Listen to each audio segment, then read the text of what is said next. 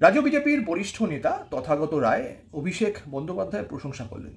Recently আপনারা জানেন অভিষেক বন্দ্যোপাধ্যায় সেই সংসদীয় দলের সদস্য হয়েছেন, সর্বদলীয় সংসদীয় দল, যারা পৃথিবীর বিভিন্ন কোণায় চলে গিয়েছেন এবং অপারেশন সিন্দুর কী পরিপ্রেক্ষিতে ভারতকে লঞ্চ করতে হয়েছিল সেটা জনমানুষকে বোঝাচ্ছেন, সেই দেশের যারা বিশিষ্ট জন আছে তাদেরকে বোঝাচ্ছেন। অভিষেক বন্দ্যোপাধ্যায়ের বক্তব্য জাপানে ভাইরাল হয়ে গিয়েছে, সকলে দেখেছেন খুব ভালো করে। তো এরপর তথাগত রায়ের বক্তব্য, অভিষেক বন্দ্যোপাধ্যায় ভালো কাজ করেছেন তো অবশ্যই, এবং ওনার বুদ্ধি অন্তত রাহুল গান্ধীর থেকে বেশি। রাহুল গান্ধী বিদেশে যখনই যান তখনই ভারত সরকার সম্পর্কে খারাপ কথা বলতে থাকেন। অভিষেক বন্দ্যোপাধ্যায়ের সম্পর্কে আরও অনেক বিরুদ্ধ মন্তব্য থাকতে পারে, কিন্তু এই মুহূর্তে উনি অভিষেক বন্দ্যোপাধ্যায়কে একজন বুদ্ধিমান বলে মনে করছেন, তার কাজের প্রশংসাও করেছেন। এটা একটা ভালো দিক আমাদের রাজনীতির, কিন্তু এটা একটা ভালো দিক। অন্যদিকে যদি দেখেন বিকাশ রঞ্জন ভট্টাচার্য সাংসদ, উনি কিন্তু তৃণমূল কংগ্রেসের যে সংসদীয় দল জম্মু কাশ্মীরে ভিজিট করেছেন তার প্রশংসা করেছেন এবং নিজের দলের স্টান্সের বিরুদ্ধে গিয়ে উনি বলছেন আমাদের যাওয়া উচিত ছিল, সেখানেই তো যাওয়া উচিত, অর্থাৎ জম্মু কাশ্মীর ট্রাভেল এরিয়া, সেখানেই তো যাওয়া উচিত, কিন্তু আমাদের দলের তরফ থেকে হয়নি, তৃণমূল কংগ্রেসের তরফ থেকে হয়েছে এবং এটা ভালো কাজ হয়েছে।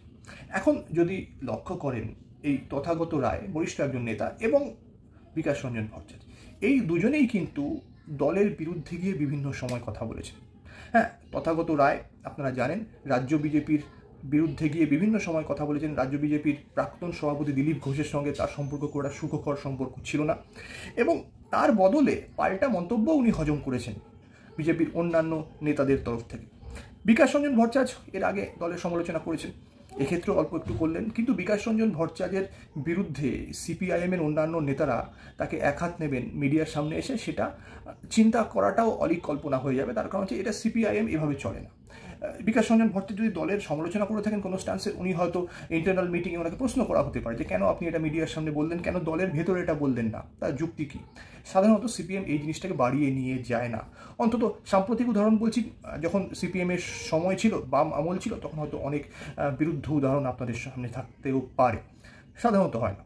তো এই দুটো ঘটনাই কিন্তু যদি পাশাপাশি রাখেন তাহলে ঠিক আছে, এই ঘটনার সম্পর্কে আখেরে যে লাভ সেটা তৃণমূল কংগ্রেসের হয়েছে। কুণাল ঘোষ যেমন বলছেন যে তারা বলেছেন ঠিক কথাই বলেছেন, তৃণমূল যেটা পথ দেখায় সেটাই ঠিক দেখায়।